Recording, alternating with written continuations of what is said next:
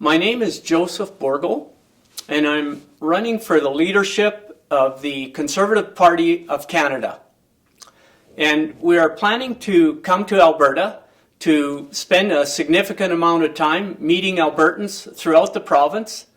And so I would like to read something, a speech that I have prepared over the last few days. And so I would like to say that we're going to be spending a significant amount of time on the campaign trail in Alberta for the next several months, traveling this great province in our efforts to win the leadership. I consider myself an honest, truth-seeking, principled, fiscally and socially conservative candidate for the Conservative Party. I would like to give you some information about my long-standing relationship with the province of Alberta and a very brief history of myself so you can relate to the formation of my character and how my life experiences, in particular my career and my parents, have prepared me for the leadership of the Conservative Party of Canada and to be the next Prime Minister of this great country. My father, Frank Bourgault, my brothers, uncles, and I were shareholders who invested in my father's manufacturing business in the early 1970s. Dad had named his company FP, as in Frank Peter Bourgault Industries Limited.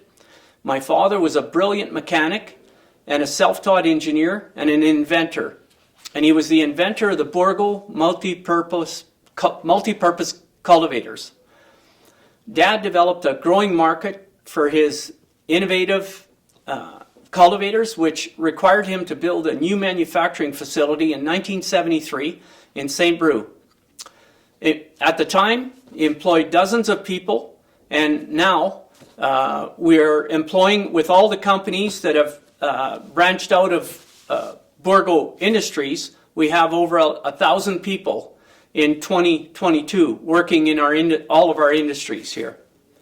Today, Bourgault Industries and offshoot companies, FP Bourgault Tillage Tools, Dry Air Manufacturing, Freeform Plastics, Highline Manufacturing, ASSI Industries, all grew out of FP Bourgault Industries and have been doing extensive business in Alberta with farmers since approximately 1974-75. We have employed numerous people in Alberta as sales and service representatives, and we have helped to create hundreds of jobs in Alberta, in particular in Alberta's farm implement dealerships throughout the province, and as well throughout Saskatchewan and Manitoba as well, in the northern United States and into other parts of the world as our companies have expanded around the globe. Over the past 40 years, I have worked with hundreds of talented leaders, managers, and company associates using problem-solving techniques that work to serve our farm customers, dealers, distributors, and OEM customers, as well as to help all of our company associates to prosper as much as possible.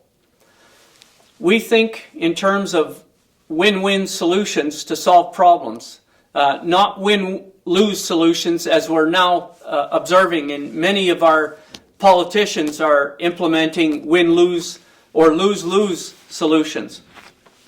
I've learned through decades of executive leadership experience and studies and management experience and studies that honesty, integrity, the relentless pursuit of truth, and principled leadership are the best ways to solve problems, to unify people into cohesive teams, and to create a healthy, respectful, and prosperous environment for everyone to work in. Speaking to Albertans, there are several major issues in this great province of Alberta that I would like to address in this speech as follows. A major issue, number one, the Alberta economy, with 7.4% unemployment, the elephant in the room is the energy sector. And some of the first steps under my leadership and our leadership team we would be taking when we are elected to govern Canada would be as follows. Number one, the oil and gas products and services are essential to every Canadian and to all Canadian businesses, and a major driver of the Canadian economy. Examples, totaling 6.4% of Canadian gross domestic product, creating 400,000 jobs across the country in 2020, adding $105 billion to our GDP, and adding $10 billion to the government tax revenues, according to the Canadian Association of Petroleum Producers. On that major issue, the second major point that I'd like to make is the carbon taxes have been significantly driving up the cost of living for every Canadian citizen and for Canadian businesses, making it more difficult for us to compete in the world markets and resulting in job losses by exporting jobs to other countries which do not have as strong environmental regulations and standards as we have here in Canada. As a Canadian manufacturer, I can tell you from decades of experience, we have had to make some very difficult decisions and have reduced our level of profitability as a company to keep our manufacturing jobs here in Canada, as we have had to compete with countries like China with the equivalent of $7 per hour jobs, with much lower environmental standards and thus lower energy costs. The result is that tens of thousands of jobs have been exported to lower cost countries, higher polluting countries like China, Mexico, India, etc. The third point along this major issue is a federal Conservative government under my leadership team will work with the energy sector leaders and with Alberta, Saskatchewan and Manitoba governments, who all have an oil and gas sector, and other provincial and territorial governments, to engage with the stakeholders in pursuit of truth, to work to find win-win solutions to unshackle our energy sector, while also encouraging, through research and development tax credits, continued efforts to produce the cleanest energy possible to preserve and protect our natural environment as much as possible. I don't feel it has to be either or. I think that if we're wise about it and always in pursuit of truth, we can produce reasonably low-cost energy and also protect our natural environment. We must also give credit where it is due and recognize the new technologies which have been developed by our Canadian energy sector leaders, which has been working to continue to preserve and to protect our natural environment. Another major issue that Albertans have had to deal with over the past 2 years, as well as all Canadians, that we have all faced together, is the man-made COVID-19 crisis situation. In response to this crisis situation, a group of like-minded Canadian citizens, after months of discussions, we formed a non-profit which we named Canadians for Truth, Freedom and Justice Organization. You can learn more about this non-profit organization at canadiansfortruth.net and on Facebook at Canadians for Truth. We formed this organization to gather like-minded, honest, truth-seeking Canadian citizens to work together, always in pursuit of truth, to gather honest facts, to discern the truth of the matter on important matters, and to report these truths we uncovered to Canadian citizens. This was the work of the mainstream news media, such as the CBC, CTV, and Global TV, which are supposed to be doing this. They're supposed to be pursuing the truth in an honest, objective manner. This is their number one job, but they haven't been doing this. And in particular, this stopped in the last 2 years with the COVID-19 situation. It became very clear to millions of Canadians that we have a problem in our news media. Millions of Canadians, people like myself, have lost faith in the mainstream news media reporting because they have been, we feel, corrupted by the Liberal and NDP, which are using Canadian taxpayer dollars to the tune of over $700 million to subsidize the CBC, CTV, and Global TV. Remember the saying, you never bite the hand that feeds you. And so we've observed that the news media is really become a mouthpiece for the Liberals and the NDP in Canada. And so my team and I have been working diligently over the past 2 years to come up with powerful practical ideas and solutions grounded in the truth, in science, that are win-win for all Canadians. So here's one of the ideas.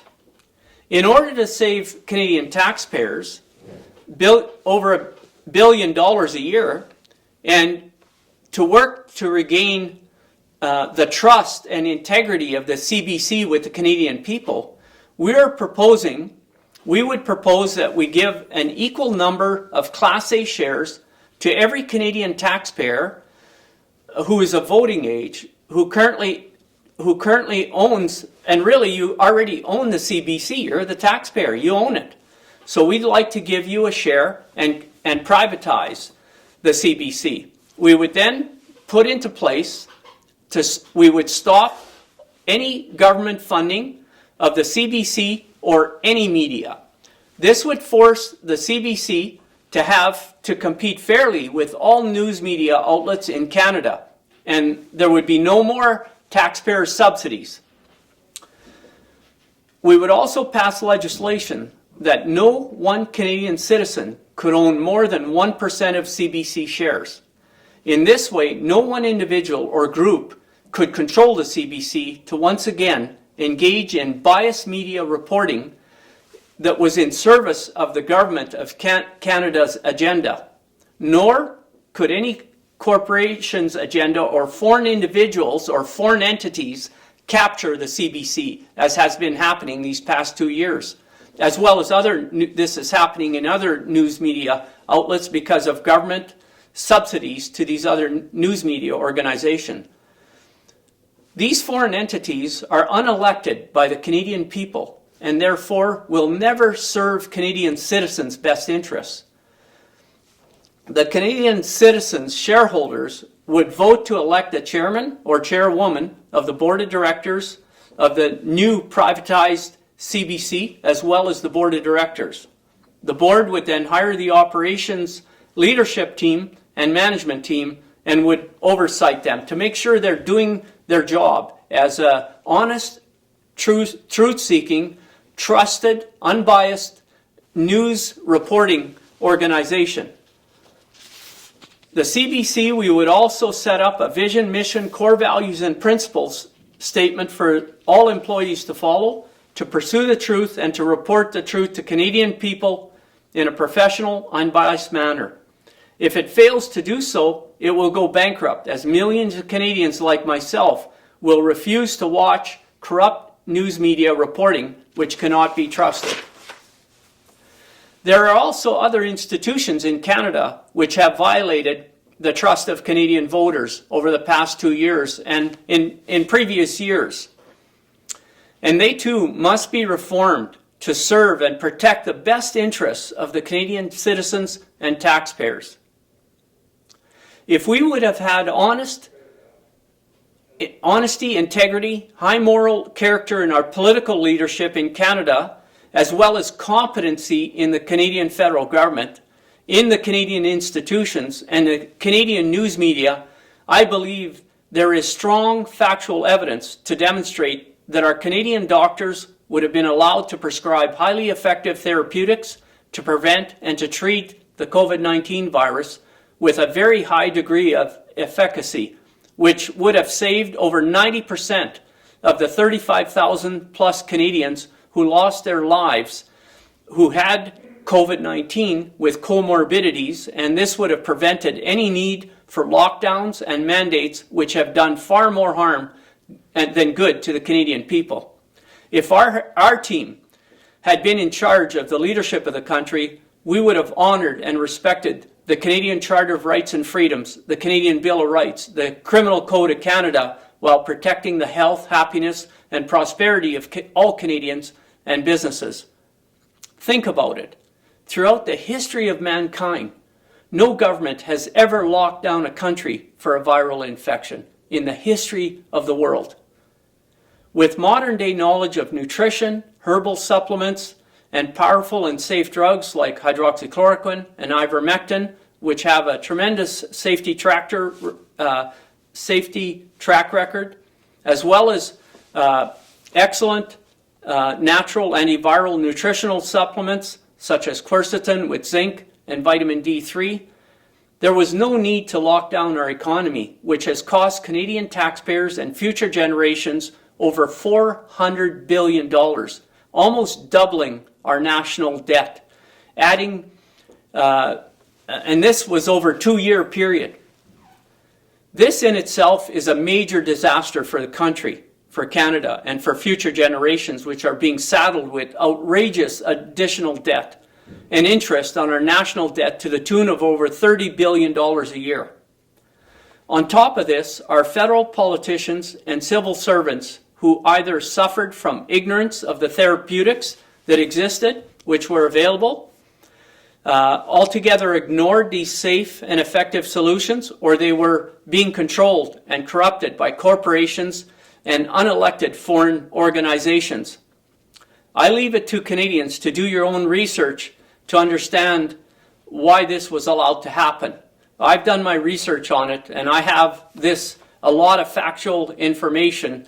And so, as a result of ignoring the true scientific solutions, our federal and provincial governments resorted to violations of our Canadian Charter of Rights and Freedoms, our Bill of Rights, and the Criminal Code of Canada, and also violations of the Canadian medical ethics, as well as violations of international conventions like the Nuremberg Code 1947 and other international laws too numerous to mention here.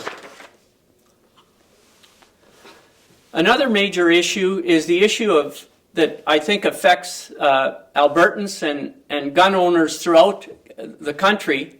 As a gun owner myself, I'm supportive of gun ownership for those who have passed criminal record checks and who have passed gun safety training courses, as I have had to do. Guns are an integral part of our Canadian life and our history since the founding of our nation, and have been used by farmers, hunters, and recreational sport shooting enthusiasts, to mention a few of the most common uses of guns in Canada.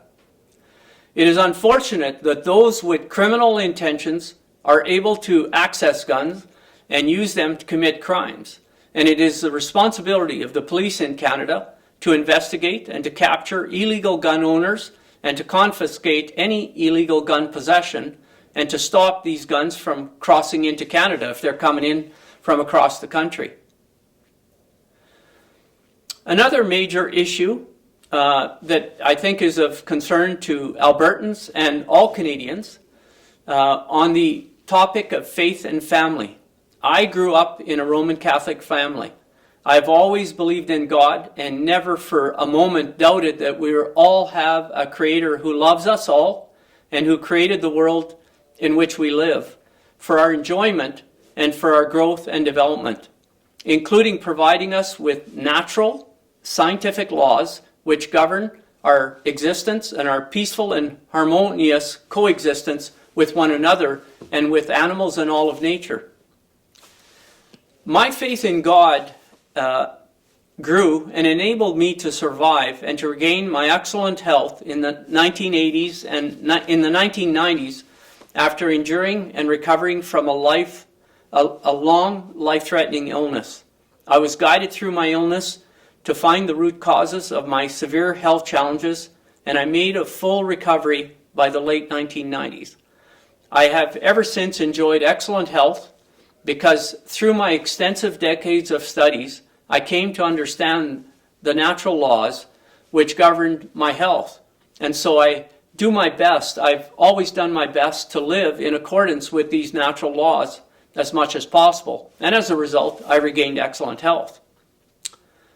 I am blessed with my fiancée, with my 2 children, my son-in-law, and 3 wonderful grandchildren, and blessed with wonderful friends and associates, and I'm blessed with very talented people who surround me on this journey that I'm on. I believe that I'm one of the most fortunate people on earth, and I thank God for all the blessings in my life. I am an honest, truth-seeking social conservative in that I am pro-life, and I've spent years working on solutions that will work to create a strong pro-life culture here in Canada. In future speeches, I will share in more detail innovative taxation systems which are grounded in common sense and factually accurate accounting and mathematics, which will enable Canadian parents, either single or married couples, to be able to afford to have children, to have larger families if that is their desire, and to be able to raise healthy and happy children, well-balanced children. Just as important, this will enable us to grow our Canadian labor force from within Canada and to be able to raise healthy, happy, and well-educated, well-balanced children.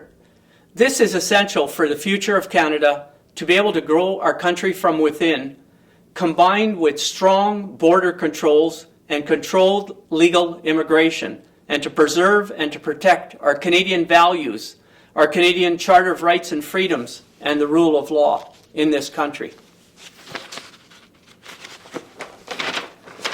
In summation, a federal conservative government under my leadership and my leadership team, working with conservative MPs from all across Canada, would be committed to be an honest, truth-seeking, principled, fiscally prudent, and socially conservative government, committed to the health, happiness, peace, and prosperity of the Canadian people, dedicated to serving we, the people of Canada.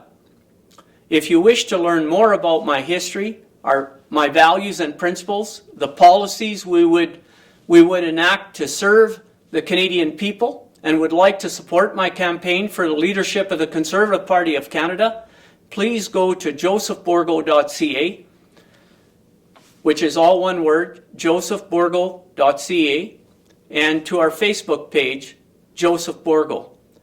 Thank you, and I look forward to meeting many of you on the campaign trail in the future weeks and coming months.